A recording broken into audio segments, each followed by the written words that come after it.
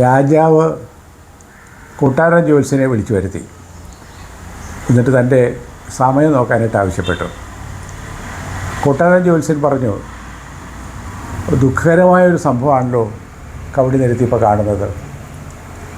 അങ്ങയ്ക്ക് കാലം ചെയ്യാൻ സമയമായിരിക്കുന്നു എന്നാണ് പറഞ്ഞത്.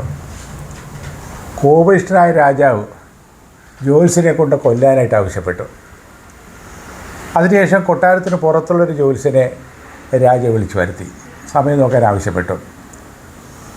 അയാൾ പറഞ്ഞു, വളരെ സന്തോഷകരമായ കാര്യങ്ങളാണ് തെളിഞ്ഞു വരുന്നത്.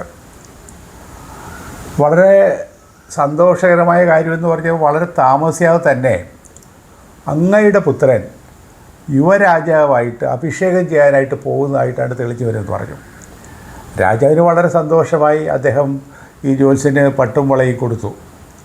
പക്ഷെ രണ്ടുപേരും പറഞ്ഞ ഒന്ന് തന്നെയാണ്. ഒരാൾ പെട്ടെന്ന് പറഞ്ഞത് ഇയാൾ നാട് നീങ്ങുന്നു എന്നാണ് പറഞ്ഞത്. ഇയാൾ പറഞ്ഞത് നാട് നീങ്ങുമെന്ന് പറഞ്ഞില്ല. യുവരാജാവ് ആയിട്ട് അഭിഷേകം ചെയ്യപ്പെടാൻ പോവുകയാണെന്നാണ് പറഞ്ഞത് മകൻ. രാജാവ് മരിക്കാതെ യുവരാജാവ് ആകില്ലല്ലോ മകൻ. അപ്പോൾ ഇത് രണ്ട് രീതിയിലാണ്. പല ജ്യോത്സ്യന്മാർക്കും വരുന്ന വിഷയങ്ങൾ തന്നെയാണ്. യുക്തിസഹമായി അവർക്ക് പലപ്പോഴും സംസാരിക്കാൻ പറ്റുന്നില്ല.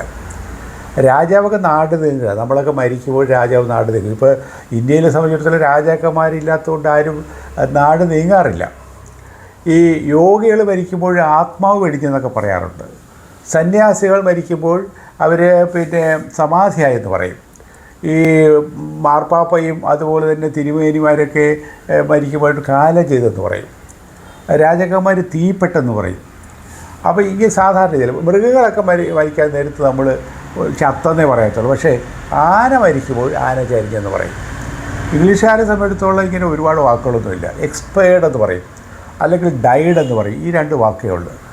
ആര് മരിച്ചാലും, രാജാവ് മരിച്ചാലും പ്രജ മരിച്ചാലും അതുപോലെ തന്നെ പ്രസിഡൻറ്റ് മരിച്ചാലും ആര് മരിച്ചാലും ഡൈഡ് അല്ല എക്സ്പയർഡ് എന്ന് പറയും. ഇവിടെ വിശേഷണങ്ങളുണ്ട്. ഇംഗ്ലീഷിൽ ജോയിൻ ദ മെജോറിറ്റി എന്നൊരു വാക്കുണ്ട്. ജോയിൻ ദ മെജോറിറ്റി എന്ന് പറഞ്ഞു കഴിഞ്ഞാൽ ഭൂരിപക്ഷത്തിൽ ലയിക്കുക എന്നുള്ളതാണ്. ആരാ ഭൂരിപക്ഷം? ഭൂരിപക്ഷം എന്ന് പറഞ്ഞാൽ മരിച്ചവരാണ്. കാലയവനയ്ക്ക് അപ്പുറത്തുള്ളവരാണ്, ജീവിച്ചിരിക്കുന്നതൊക്കെയാണ് അധികം. അപ്പോൾ കാലയവനയ്ക്ക് അപ്പുറത്തുള്ളവരോടൊപ്പം ചേരുക, ജോയിൻ ചെയ്യുക. ജോയിൻ ദ മെജോറിറ്റി, അതൊരു ഇംഗ്ലീഷ് ഒരു സാഹിത്യ ഭാഷയിൽ പറയുന്ന കാര്യമാണ്. അപ്പോൾ എന്തായാലും മൃഗങ്ങൾ ചത്താലും മനുഷ്യർ മരിച്ചാലും രാജാവ് നാട് എല്ലാം മരണം തന്നെയാണ്. ആ ഒരു വിഷയത്തെ ഇന്ത്യയിലാണ് ഏറ്റവും കൂടുതൽ വ്യത്യസ്തമായ വാക്കുകൾ ഉപയോഗിക്കുന്നത്. നന്ദി, നമസ്കാരം.